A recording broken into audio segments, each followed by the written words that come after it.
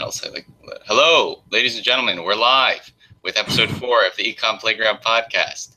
Yeah. We had a 1 week break because there was a few scheduling errors, but we are back on track with number 4, and I hope you guys are excited. We're going to go a little bit off path today. It's not going to be strictly talking about economics. I've invited a friend on, Joe Coffey. Joe, why don't you tell us all what you've been doing the past few months? All right, sounds perfect. And before that, just yourself in general, 1 or 2 things people might want to know, who they're talking to, who they're hearing from. Mm-hmm. Yes. Got it. Yes. Tell us about yourself, Joe. Are we practicing right now? No, this is real. Oh, I thought you did count it down. Oh, no, I forgot about the countdown. This is live. Oh, wow. I didn't know I was on. All right, this is a good start. This is, okay. Well, this is it says live right here, Joe. I'm really not paying attention. Oh, okay. Well, yes. All right. Well, as you have already heard, is Joe Coffey. I am a political and international relations student at Furman University. I grew up in Ardmore, and I am friends with Marcus through the homeschooling community. And so the last few months I've been studying in Israel, in Jerusalem, at Jerusalem University College. And so I've been learning a lot about Jewish history, which is one of my courses, and then the Palestinian-Israeli conflict, which is another one of my courses. Mm-hmm. And so, I guess I have a lot to talk about. I don't know as much about economics, as you said, but, there are economic factors to some of the things going on over here. So yes, I feel like you can tie into that better than I could. Yeah. But I have been keeping up with the Econ Playground.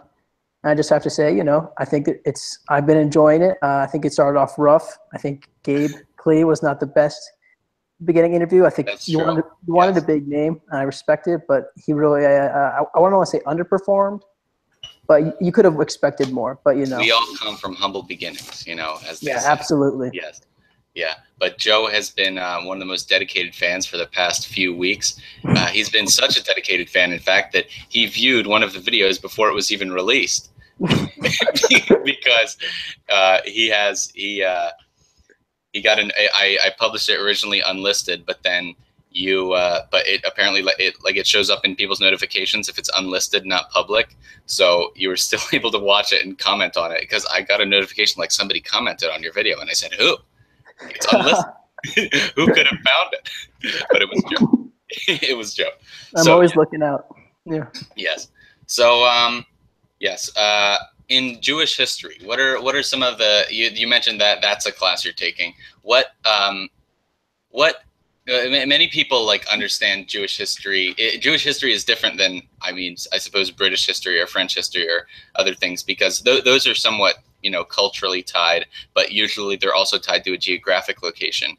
But Jewish history, we think of as almost like a nomadic history. Like, even if you think about the Bible and the journey from Egypt and back, that's a big part of Jewish history and Jewish religion and culture, obviously, and it's all based on being nomadic. So has that been a part of learning Jewish history, the fact that it's a culture that you can identify as a sort of history and study it as a history, but it's not tied to a single land? It is tied to the land of Israel, but not as much as other things. Oh yeah, absolutely. I think people kind of stop learning about Jewish history with around Jesus, mm-hmm. and they pick it back up around World War II with the Holocaust, and then the founding of the state of Israel. Yeah. But in between those 2 moments, the Jews have mostly just been floating around in different communities throughout Europe and in Russia and in America, and they've kind of had a rough go for the most part. They've been getting kicked out or killed even before the Holocaust, especially. They were really not doing great. And they're absolutely a nomadic people. That's definitely the way you describe them. Hmm. And I seem to I've heard a lot of people talk in general about there being different sects of Jews. Have you talked about like how those split up, or why there are certain Jewish sects, or does it have to do with ideological splits between them, or is it more just economic and geographical factors that led to a split? Right. So we haven't gotten too in detail about the sects, but what I do know, there's a couple main ones. Obviously, there's Orthodox Jews, and there's Reform Jews, which is largely what we have in America. Hmm. And one of the more obscure sects is the Hasidic Jews, Yeah. which they are they try to bring a more charismatic feel to their worship, almost like you've been to like a very evangelical Protestant church. They're very like charismatic and outgoing in their worship, and they try to bring that into Judaism. So that they were kind of mystical in that sense. So yeah, so let's see what I've learned about the different sects. I think there's a Hasidic Jewish community in Philadelphia near where we live, actually, or near Okay. where we both grew up. Yeah. Yeah, near like St. Joseph's University and stuff. Okay. Yeah, but and I was thinking more in terms of like Ashkenazi or Sephardic Jews. Right. So yeah, Yeah. cultural. Yeah. Yeah, that's what sects. But yeah, so the Ashkenazi, they're based out of Italy, and then the Hmm. Sephardi were based out of Spain. So that's their original line started from. And so the Ashkenazi, they largely immigrated to the Northern Roman Empire, right? So into Gaul and Spain, eventually over to America. The American population of Jews, I believe, is largely like Ashkenazi, and then Hmm. the Sephardi Jews were largely based in Spain. So they were some of they were the ones there for the Spanish Inquisition. So they were the Right. ones largely targeted there. Yeah. Interesting. And and what kind of role did both of those groups play in their society? Because I know that Jews were very involved in trade and finance and stuff. Did that sort of lead them to go to where they went, or was it just, do you think, a outgrowth of their political situation and religious situation in the places that they happened to move? Right, yeah, that's actually a lot of what I wanted to talk about. It's actually a pretty interesting way it worked out. So initially, a lot of times the Jews were actually like desired to be in different areas by like dukes and kings because they brought a lot of usually economic good fortune to the country. So like actually like there were laws in books in different places that actually protected Jews and like civilly in other ways, so they could to attract more Jews to come to their lands. Uh-huh. So they and then the main reason that they were economically um, they were so economically involved in these countries was because so the both Christians and Jews and Muslims as well all have usury like laws generally Mm. that time. So a Christian um, can't put interest on a loan to another Christian. They can't put interest on a loan to. I see. So I always thought of it that it was that Jews did not have that as part of their moral But the system. But Jews, does it have to do specifically with Jews can't lend for interest to other Jews, but they can lend for interest to other Christians, to Christians? right? Yeah. So like the only people Christians could get loans from were Jews, and Right. these places, their populations were largely Christian. Yeah. And that is one of the reasons why that Jews were so involved in trading. The other one was that it was illegal for Jews in a lot of these countries to own slaves. And Okay. But if it you was couldn't not illegal for Christians. right, and if you couldn't own slaves, you couldn't have a farm, pretty much, That's because interesting.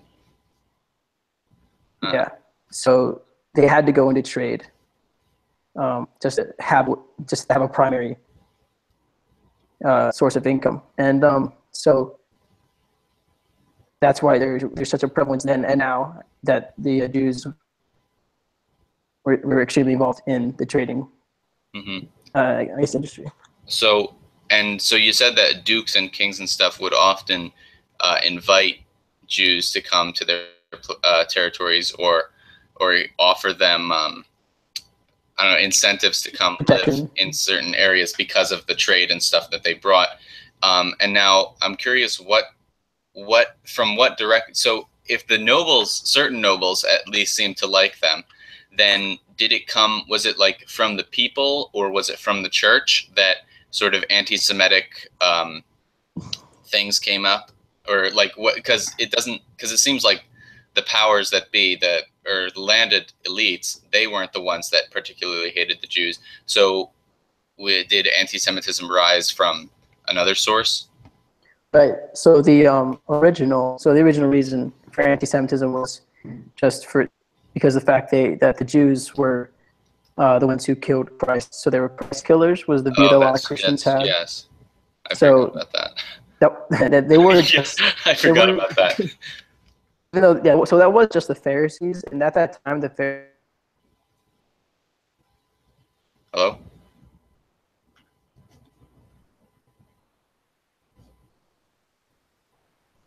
Joe? A little bit and kind of. All right, you dropped out for a little bit there. Could you repeat that? Yeah. So I was saying that the. You said the Pharisees. You dropped off at the Pharisees. Okay, the Pharisees. They were the only ones, right, who were any responsibility for the killing of Christ, and they were also not quite as powerful as the as the New Testament made them out to be. Right. So that was the initial cause, and then the Jewish people would have different communities within these different countries, like during the medieval periods, and so they would kind of continue to live as Jews and live and have their Jewish faith, and that did not actually jive with the popes, bishops at the time. So there was never a papal order to do anything like discriminate against the Jews, but there were definitely a bunch of corrupt bishops at different times who really targeted the Jews, and because they didn't want Jews to practice their religion or influence other Christians in the area. So that was definitely part of it. And then there was also the part that people felt like the Jews controlled, economic and media outlets or papers and magazines. So that was later on, but so they definitely blamed them for any of their own hardships in that way. So there's a lot of different reasons why people believed or were anti-Semitic. Yeah, like I always did think it's strange when people use that as a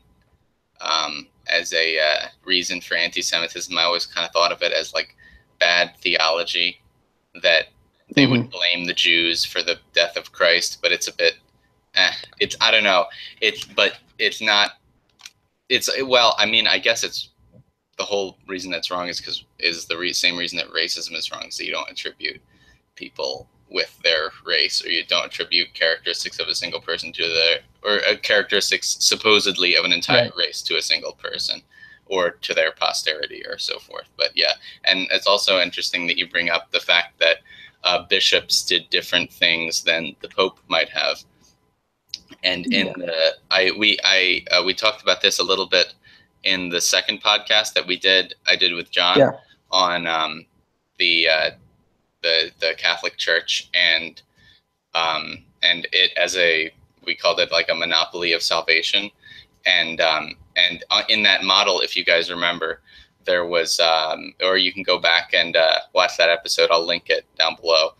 There was two different marginal cost curves on that monopoly graph. One of them was for the Pope's cost, and one of them was for the local priest's cost. So yeah, it's that's what we call like a vertical monopoly model. So the analysis can be of the same institution in name can be done at different levels because there's different disjointed parts of it.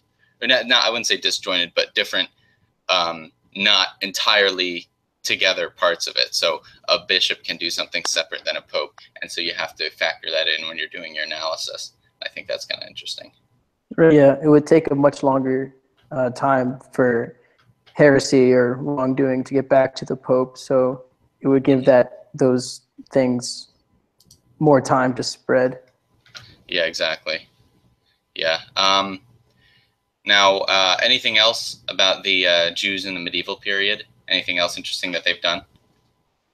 Well, I always just thought it was interesting that so a lot of the time, well, people will say the classic anti-Semites will try and say is that the Jews control like the banking system, Mm-hmm. and whether or not they are involved in the banking system is I find is kind of irrelevant, just because the reason they're in the banking system is because they didn't allow the Jews to really own land or anything like that, so they couldn't work in agriculture, so they had to go into trading. So they didn't have any choice. So we forced them into the trade into trading and into banking, Mm-hmm. or when they were essentially good at it. Yeah, that's kind of strange because even up until today, it at first glance, somebody that doesn't want to look any further or wants to confirm their own bias, it is very suspicious. In my labor class, we looked at the different average income for people in various religions, and Jews in the United States was $12,000 above the average income. And Right. far higher than the second highest above average was Episcopalians, and they had 2,000 above income. But but I think that research was done a while ago. It's actually changed up until today. Now the highest earning religion, but not the highest earning religion, but the highest income correlated with people in that religion is actually Hindu now. Right. And that's because so many people are coming over from India for various things like computer science and IT, stuff like that. It's something that we share, and then that they have a lot of people immigrating over. Yeah. It's a lot to do with culture. Yeah. And what's interesting about, I would say, about the Jewish culture is that, so when the Second Temple was destroyed by the Romans in the Bar Kokhba revolt, I believe, the whole Jewish faith was centered around the temple. So once they lost that, they had to find a new way to carry on the Jewish faith. Yeah. And the way they did that was through writing and studying of the Torah and the Mishnah. And the Talmud, right? Isn't that? Yeah. That's like the interpretation of the Mishnah. That's very cool. What is the Mishnah specifically? The Torah is the first 5 books of the Bible, right? Yeah. Genesis, Exodus, Leviticus, Numbers, Deuteronomy. Yeah. I believe I'm getting this right. So I think the Mishnah is like legal codes that carry out Jewish law. So a lot of like different it's part of the Torah are like laws, but those have to be translated into everyday life. Mm-hmm. The first was the Mishnah, right? So that's why someone wrote the Mishnah to write down all the Jewish laws, and then someone had the Talmud to try and interpret, and they kind of discuss the Jewish laws.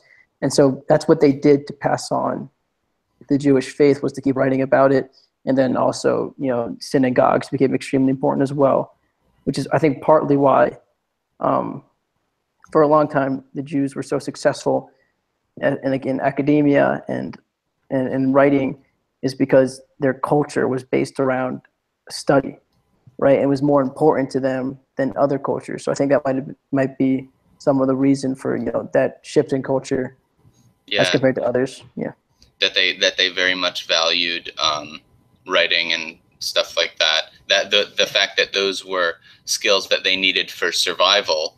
So maybe you could say that Jews weren't as good at plowing but Europeans were good at plowing because Europeans needed to do it to survive, whereas Jews, on the other hand, needed to do writing to survive. So the fact what they needed to do from survival led them to what they happened to be good at later on culturally, and what they happened to value culturally.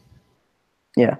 Yeah. And valuing studying and passing on your literature translates to I would say a higher income level than passing down, being very good at farming nowadays. Yeah.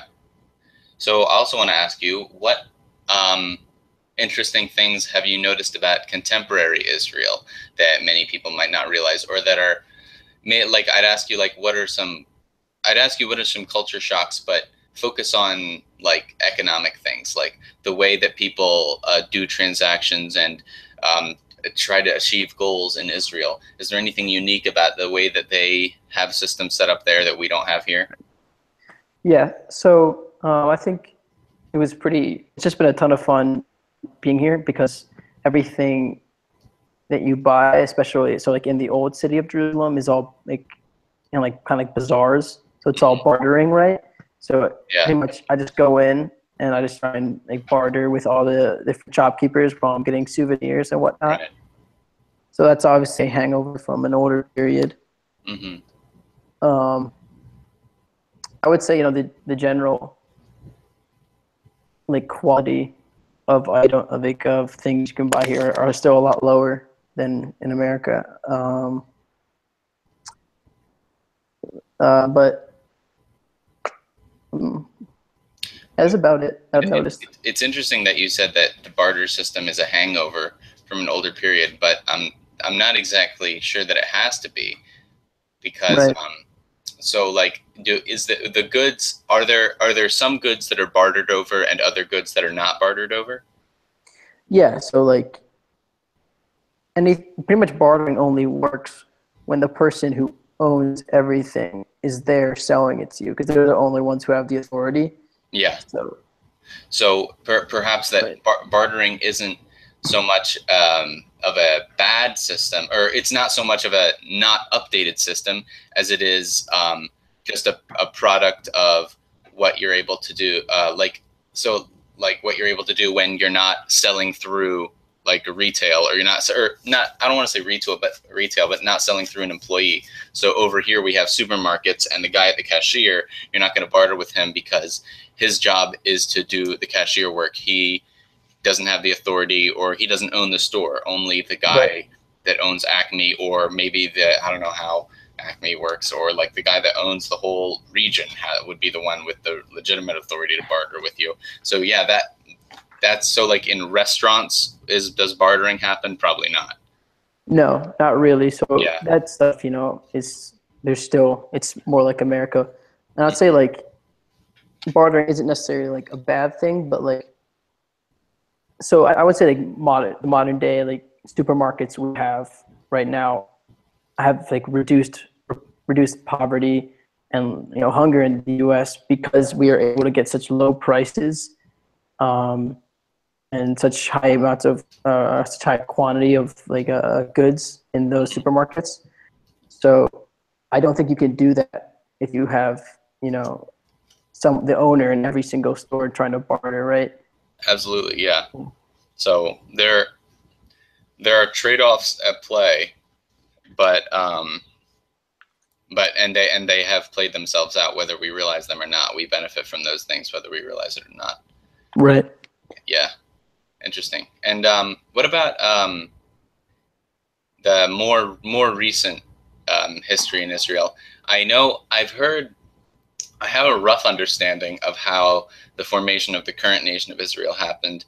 Like, from what I understand, there was just a bunch of there was a movement after the Holocaust that existed before the Holocaust, but there was a movement to reclaim the land of Israel for the Jewish people, and they slowly moved in, and eventually, what happened during the switch? What political institution existed before the current nation of Israel, and then what's happened afterwards? And I know that's not a clear answer.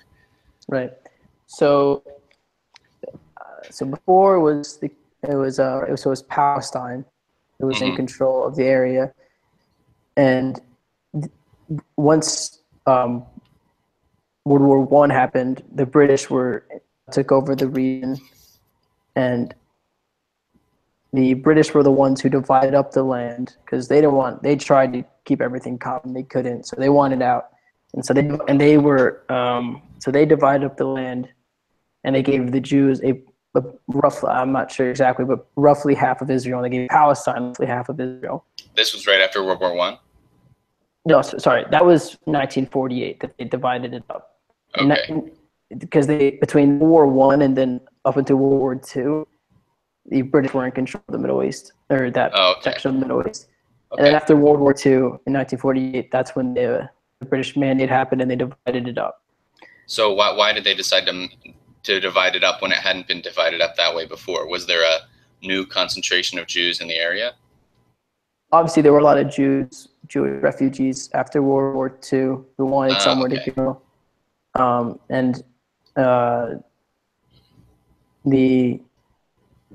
Also Britain wanted to get out of that situation in the Middle East. So I don't know all the factors that they wanted. Some people claim it was that like there was some Jewish sympathy for after the Holocaust, so they wanted to give them a state. I don't know. Apparently, there's some people who get very angry at that idea, so I don't really know how much of an effect that had.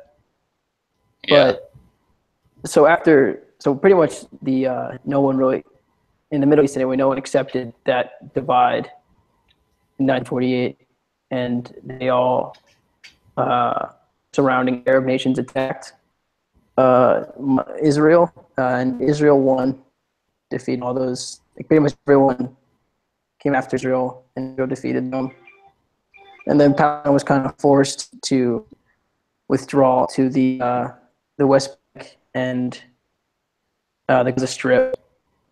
Mm-hmm. And then in 1967, the 6-Day War occurred, and that's when, once again, the surrounding Arab nations tried to take back Israel for Palestine, and Israel beat them again and took the West Bank, took Gaza, and took into parts of Syria. Mm. So after that happened, eventually the Jews gave the area of Gaza Strip and the West Bank back to the Palestinians, and became the Palestinian Authority, which is like kind of under Israel, but kind of its own thing. And then they gave the area in Syria back to Syria. But the area that is primarily like Gaza and the West Strip and stuff like that, do the people there claim to be wholly independent from Israel? Or how does it really work?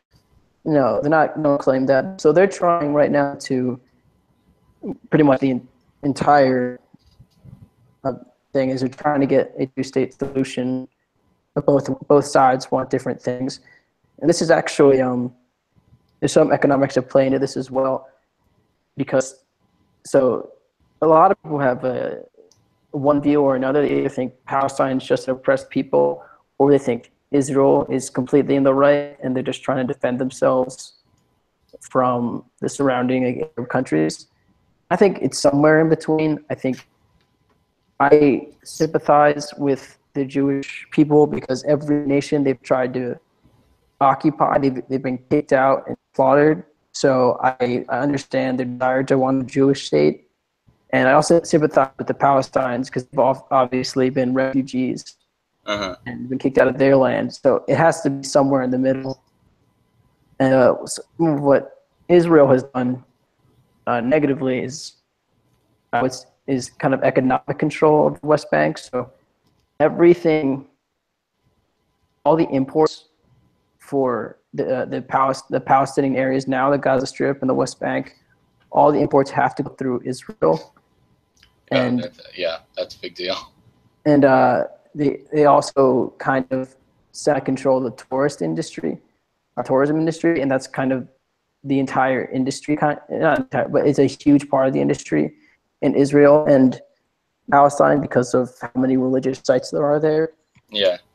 So there's so many, like if you watch a Christian channel, there's like an ad every 10 minutes, like visit the Holy Land, like this holylandtours.com or something like that.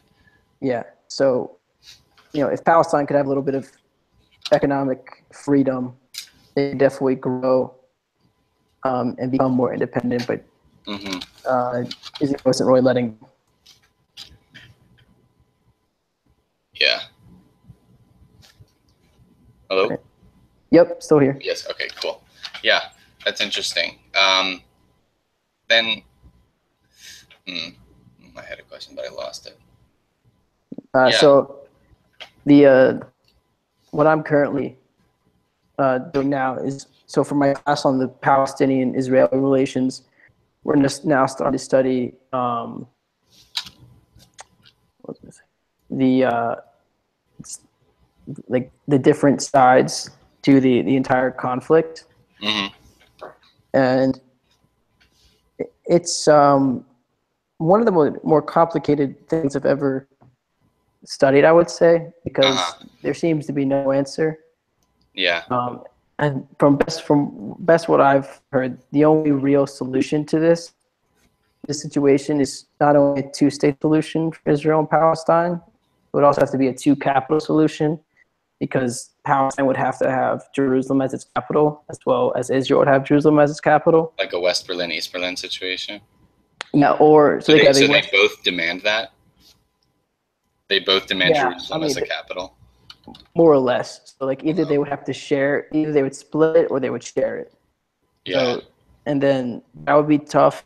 I mean, both sides have agreed to these lands or this division, right? It's just been different times. So when Israel was more moderate and wanted a division, Palestine was ready to give up that, right? And now that Palestine is on board for this solution, Israel has gone much more conservative. So it's not, it's kind of falling apart a little bit. So it's a lot of like bargaining back and forth and stuff like that. And also, I think an interesting thing that might be at play in there is, particularly against the side of Israel, or maybe some clout that Israel has, is the fact that so many other Arab nations around them hate the Jews particularly so much, and they're very anti-Semitic in a lot of their ideas. So that the fact that, like, if Israel was to completely take over, right, was to just invade Palestine, they would probably, if you were to compare the arms of the Israeli government to the Palestinians, the Israelis would probably win. But you're not really comparing it to just the Palestinians. You're also comparing it to the rest of the Middle East, and probably the international community would get involved. So how much play do other Arab nations or other countries like the United States have to do with what's going on? So the United States pretty much backed Israel for this entire thing, and they kind of just said that the United States is backing off any kind of peace negotiation, which is kind of a way of saying Israel can just do whatever it wants, because if the United States backs off, then the stronger of the two parties is going to keep on doing what it wants, which is Israel. Yeah. And so, I mean, for a long time, it's pretty clear that the surrounding Arab nations didn't, like, there was an Arab coalition that said we will never recognize Israel as a country. That has started to change. So the Hamas, which is, the United States recognizes it as a terrorist organization. But so the class I'm in now, the teacher is part of the Palestinian parliament. Oh, wow. And he's a Roman Catholic, so he's one of the most moderate ones in the parliament, and he thinks it's pretty unfair to categorically call Hamas a terrorist organization, because they do a lot of good within Palestine. Right. And he views it as they're like, it's kind of like, freedom fighters in the area. So like they're under occupation. So while, all the, killing of civilians is obviously terrorism, he doesn't want Hamas to be called a strictly terrorist organization. And what Hamas has actually done is taken out the liquidation of Israel and the Jewish people and taken it out of its charter. So they're trying to become less anti-Semitic in their rhetoric to try and increase the chances of a Palestinian state. So I think Palestine is actually in the right direction at this point in time, but Israel might be going kind of the opposite direction with their settlements right now. Huh. So so Hamas, you would say, it's maybe in the similar situation to, it's nowhere near the level of intensity, but the similar situation that people would say about Black Lives Matter. So some people do certain things in the name of Black Lives Matter that many other people would not avow of, or is it just that Hamas is more complicated than a terrorist organization? Is it a single organization, or is it like a banner that a bunch of people fly in the name of defying Israel or supporting Palestine? Yeah. It's a little bit more, I guess, of an organization than Black Lives Matter, which is pretty much anyone can say they're Black Lives Matter, but Yeah. Hamas is an actual political party in Palestine that controls the Gaza Strip. So they definitely, when terrorist actions happen, they, I would say, are more to blame than Black Lives Matter for just one of the members of Black Lives Matter doing something crazy.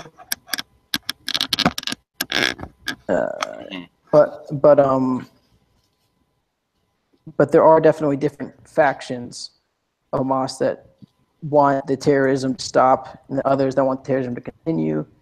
And Yeah. there's also the fact that the Hamas also has a ton of, charitable work and stuff with healthcare and all that to try and help the people of Palestine out. So I definitely think calling it a terrorist organization 100% is not fair and probably damaging to the whole cause. Okay. So, and as a sort of like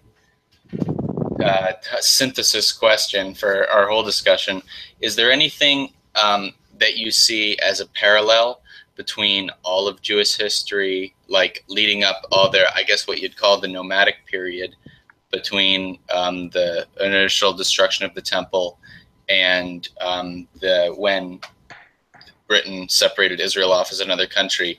Is there anything that from that period that made Israel the way it is today, or is it just purely a product of certain profit-seeking Israeli politicians? Right. I think one comparison you could draw is that, as we were talking about earlier, a big part of the Jewish culture was their focus on Jewish law, and so that's also why you see there's a fair amount of Jewish people in who are lawyers, and yeah, I think the way that connects it into the modern day is that whether or not Israel is doing something wrong or right is debatable. But what isn't debatable is that it is a legitimate country. It is because it's one of the only countries that its borders are definitively defined by were defined by lawyers, right, instead of like warlords. that's interesting. So you can't, right? So you can't take it away from them that they're a country, because there's been so much. They've always been trying to gain Israel by revolts and revolution, and that's never worked. And now that they have the opportunity through the British, they took every legal action they could to solidify their control over the land, legally speaking. So I think maybe some of their focus on the law, on legal matters in the past, was that they needed to create the country of Israel. And what would you, how important to the political functioning of the country is religious, like homogeneity? So like, is the Israeli state, is it a secular state? No, it really can't be, right? Yeah. So they want So they have to have a Jewish majority, because the whole point of Israel is that it's a Jewish state, and if Jews aren't in the majority, then eventually, Christians and Muslims and atheists will be in power, and then the Jews will no longer be in control, and then once again will be a minority eventually. And the whole point of Israel is that the Jews have been treated poorly everywhere else, so they need to have a Jewish state to protect the Jewish people.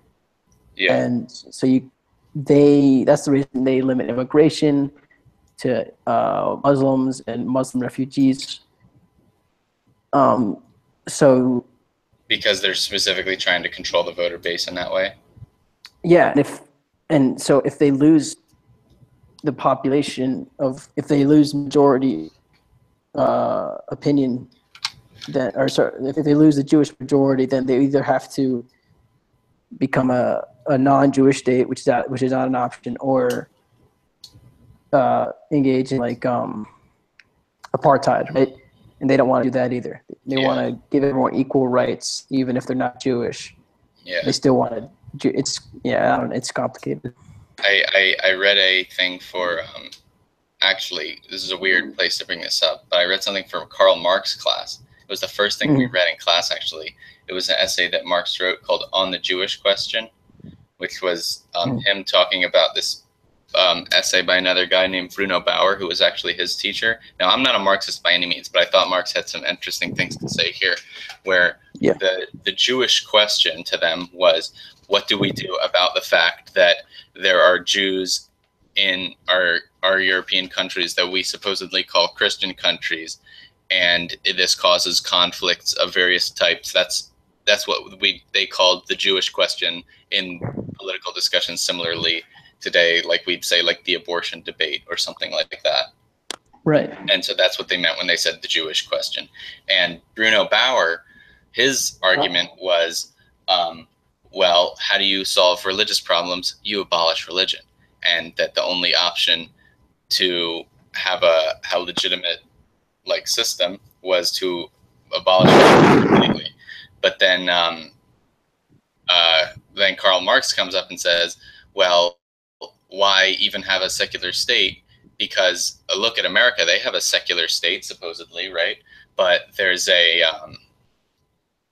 but the people in America are still very religious. So when they say, whenever they go into the voting booth and say, I'm participating in the secular state, you're telling them to go against their religion in a sense, or to lie about their religion, or to not be a Christian in all parts of their life.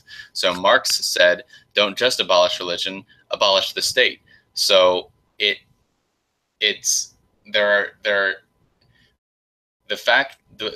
like to say that religious toleration is easy, but I really don't think it is. Or it's very hard to say, oh, we're going to have a secular system and then people can practice religion in whatever way they want, but still you're sort of enforcing things on them. It's very hard to have genuine freedom of religion, because religion is such an insanely broad term, and it can mean so many things.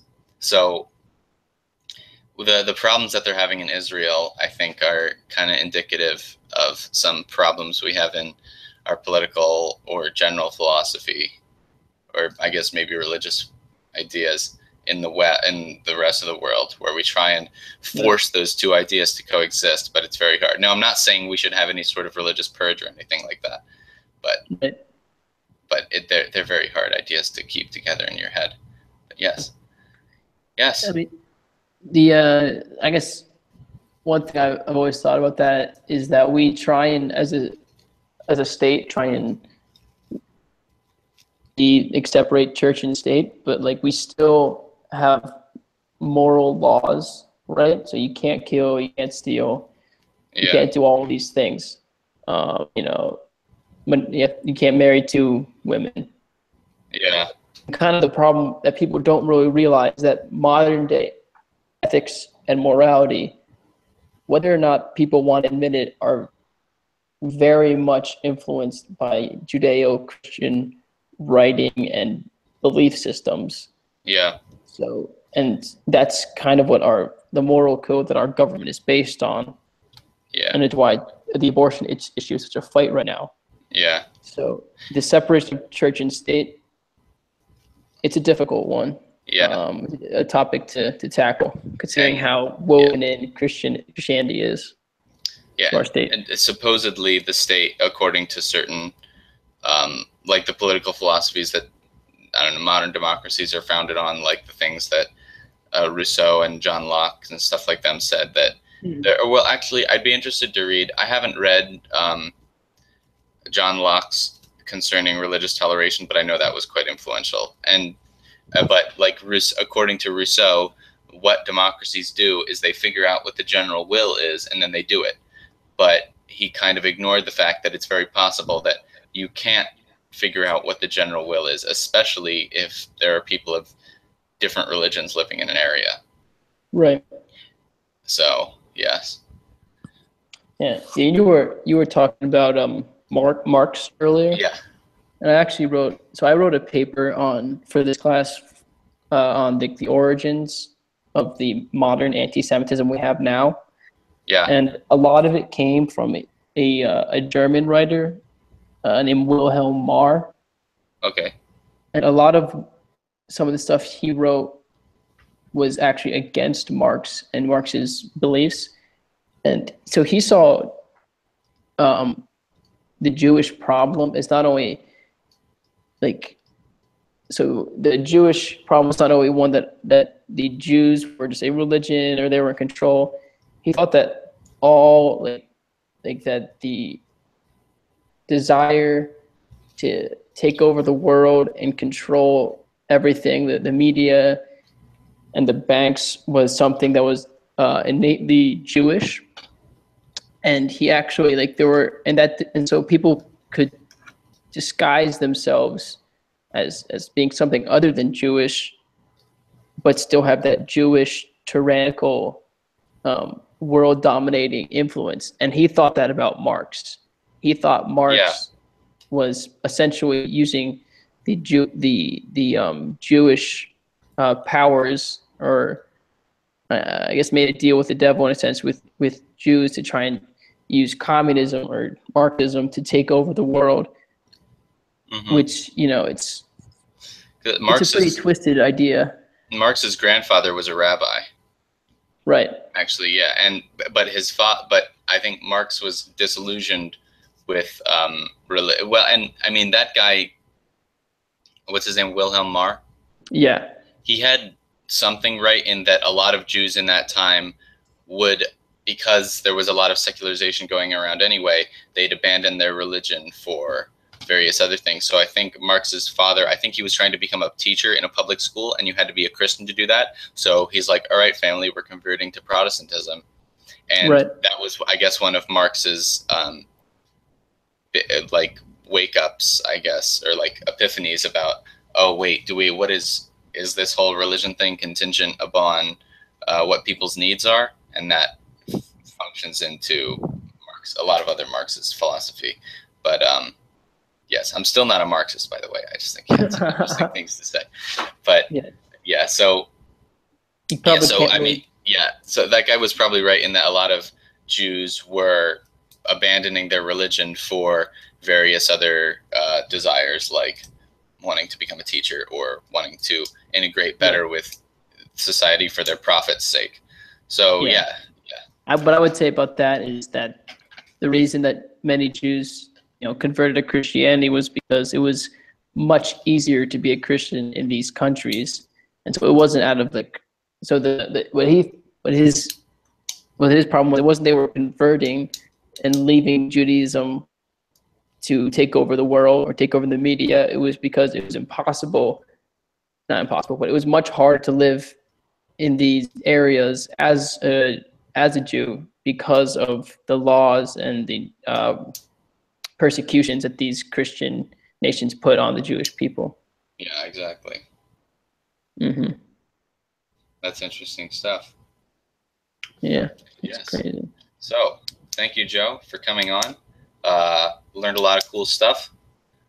I didn't expect to have an episode all about Judaism, or I mean, it's not necessarily about Judaism as much as about history and economic things about the Jews. But yes, yes, we all wish you a good time in Israel for the rest of the time you're there. Yes, I'm excited to come back to Philadelphia. Yes, we will.